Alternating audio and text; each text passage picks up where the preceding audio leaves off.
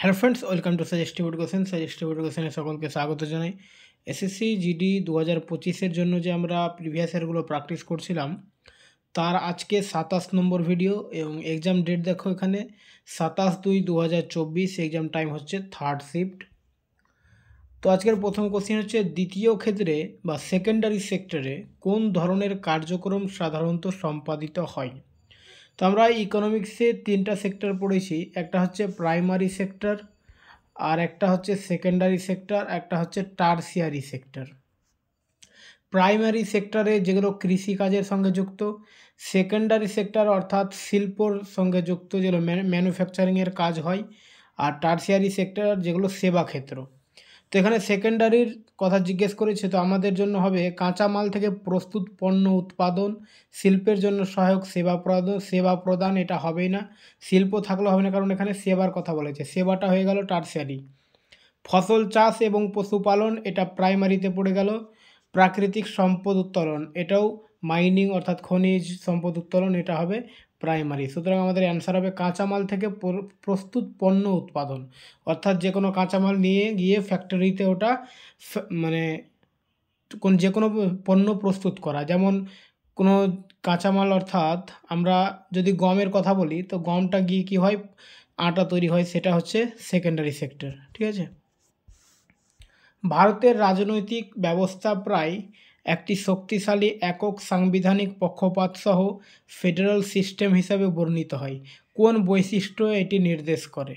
তো এখানে অপশান রয়েছে দ্বৈত নাগরিকত্ব। আমাদের ভারতে কিন্তু দ্বৈত নাগরিকত্ব নেই, এটা হবেই না কোনো মতেই। একক নাগরিকত্ব, সমবর্তিত তালিকা, রাজ্য তালিকা। তো এখানে শক্তিশালী একক সাংবিধানিক পক্ষপাত সহ ফেডারেল সিস্টেমের কথা বলা হয়েছে। তো অ্যান্সার হচ্ছে আমাদের একক নাগরিকত্ব, অর্থাৎ সিঙ্গল সিটিজেনশিপ হচ্ছে এটা বৈশিষ্ট্য। জল্লিকাট্টু, এই কোশ্চেনটা কিন্তু এর আগেও জিডিতে এসেছে। এর আগে বলতে 2024-এ অন্য শিফটে আমরা এটা পড়েছি। জল্লিকাট্টু প্রথার সাথে ঐতিহ্যগতভাবে কোন উৎসব যুক্ত? তো জল্লিকাট্টু যেটা প্রথা, সেটা হচ্ছে পোঙ্গল উৎসবের সঙ্গে যুক্ত। আর পোঙ্গলটা কোথায় উৎসব মানে দেখা যায়? পোঙ্গলটা হচ্ছে তামিলনাড়ুর একটা উৎসব। ফসল কাটার উৎসবকে পোঙ্গল বলা হয়। পোঙ্গল 4 দিন ধরে হয়। ঠিক আছে। ওনামটা হচ্ছে কেরালার, আর এটা বিশুটা তো ঠিক জানা নেই, তাহলে বিহুটা আমরা জানি আসামের। নিম্নলিখিতদের মধ্যে মৌর্য সাম্রাজ্যের দ্বিতীয় শাসক কে ছিলেন?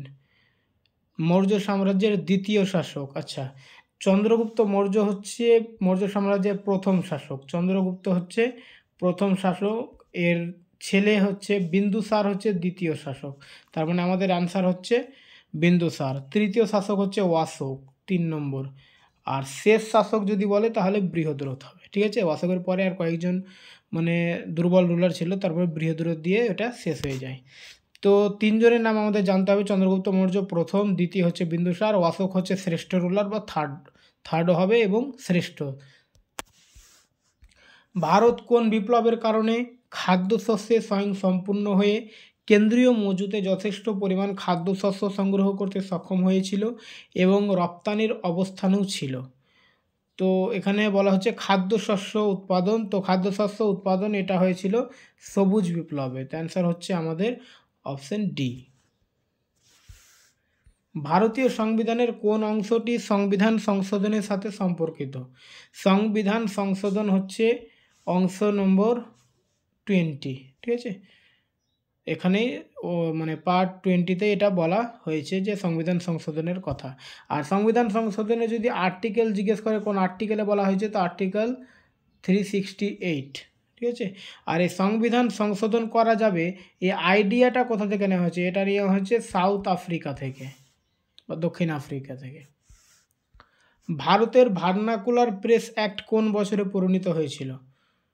তো ভার্নাকুলার প্রেস অ্যাক্ট হয়েছিল 1878 সালে এবং সেই সময় ভাইসরয় ছিলেন লর্ড লিটন।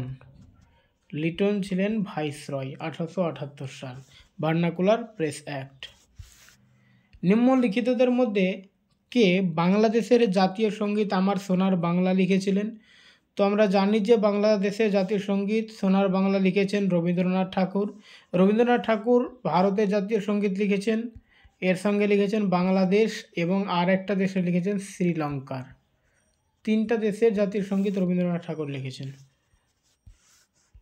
ভারতীয় বায়ুসেনার অর্থাৎ ইন্ডিয়ান এয়ারফোর্স মেডিকেল শাখার দ্বিতীয় নারী কর্মকর্তা হিসেবে 2023 সালের অক্টোবর মাসে এয়ার মার্শাল পদে উন্নীত হওয়ার মাধ্যমে ঐতিহাসিক মাইলফলক অর্জন করেছেন কে? তো এটা কারেন্ট অ্যাফেয়ার্সের কোশ্চেন। এটা অ্যান্সার হচ্ছে Sadhana S Nair. Air marshal Sadhana S Nair, option এ।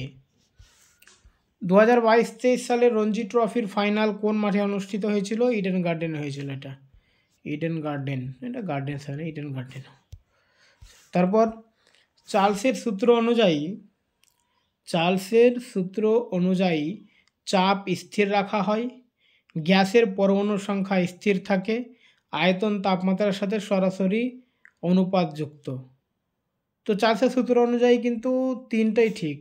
চার্লসের সূত্র অনুযায়ী গ্যাস স্থির রাখা হবে, চাপ স্থির রাখা হবে, গ্যাসের পরমাণু সংখ্যা স্থির থাকবে, আর তাপমাত্রা আয়তনের সঙ্গে সরাসরি অনুপাতযুক্ত বা সমানুপাতিক। তো এখানে অ্যান্সার আমাদের কোনটা হবে? Option C, A B C তিনটাই ঠিক। ঠিক আছে, সব ঠিক। সরকার কর্তৃক ইস্যুকৃত বন্ড ক্রয় ও বিক্রয়কে কি বলা হয়? Open market operation. Open market operation. ব্যাডমিন্টনে নেটের কাছে সার্ভে বা খেলার সময় এমন একটি দ্রুত কবজি মোচড় ও বাহুর ঘূর্ণন যা প্রতিপক্ষকে বিভ্রান্ত করে একটি দ্রুত গতির শটে পরিণত হয়, একে কি বলা হয়? তো এটা যে বর্ণনাটা দিয়েছে ব্যাডমিন্টনে, এটাকে ফ্লিক বলে। Flick, option D, flick. দশকীয় জনগণনা অফিস অফ রেজিস্ট্রার জেনারেল এবং সেন্সাস কমিশনার কর্তৃক কোন মন্ত্রণালয়ের অধীনে পরিচালিত হয়? অর্থাৎ 10 বছর পর যে সেন্সাস হয়েছে, লাস্ট আমাদের যে সেন্সাসটা হয়েছে 2011 সাল, এরপরে কিন্তু 2021 সালে হওয়ার কথা, কিন্তু করোনার কারণে হয়নি। তো আশা করি হয়ে যাবে। তো এই যে সেন্সাসটা হচ্ছে 10 বছর পর পর, এই সেন্সাসটা কোন মন্ত্রণালয়ের অধীনে হচ্ছে? তো এটা হচ্ছে স্বরাষ্ট্র মন্ত্রণালয়ের অধীনে, অপশন সি।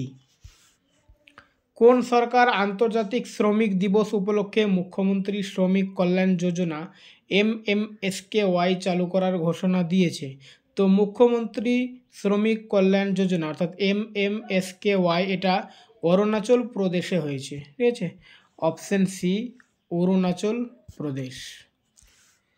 ফার্মাসি সংশোধনী বিল 2023 লোকসভায় আগস্ট 2023-এ পাস হয়েছিল। এটি কোন ফার্মাসি আইন সংশোধন করে? তো এটা 1948 সালের ফার্মাসি আইন সংশোধন করেছে। কেরালার কোন শাস্ত্রীয় নৃত্য নাটক তার রঙিন মেকআপ, জটিল পোশাক এবং মুখ ভঙ্গিমার জন্য প্রসিদ্ধ, যা সাধারণত রামায়ণের গল্প উপস্থাপন করে? তো এখানে এতটা পড়ার দরকারই নেই, আমরা কেরালার নৃত্যটা জানলেই হবে। তো ভারতনাট্যম তো তামিলনাড়ু হয়ে গেল, মণিপুরি তো মণিপুরের, কথাকলিটাই হচ্ছে শুধুমাত্র কেরালার, কত্থক হচ্ছে ইউপি উত্তরপ্রদেশ। তাহলে আমাদের অ্যান্সার হয়ে গেল কি? কথাকলি। ভারতের কোন কেন্দ্রশাসিত অঞ্চলে 2011 সালের আদমশুমারি অনুযায়ী লিঙ্গ অনুপাত সবচেয়ে বেশি? পুডুচেরির লিঙ্গ অনুপাত সবচেয়ে বেশি, পুডুচেরি। বাস্কেটবল খেলার ক্ষেত্রটিকে কি বলা হয়? তো বাস্কেটবল যেখানে খেলা হয় সেটাকে কি বলা হয়? কোর্ট বলা হয়, কোর্ট। তামিলনাড়ু রাজ্যের সর্বোচ্চ নাগরিক সম্মান যা শিল্পীদের অবদানের জন্য প্রদান করা হয় সেটি কি? সেটি হচ্ছে কালাই মামনি, অপশন ডি। ওকে।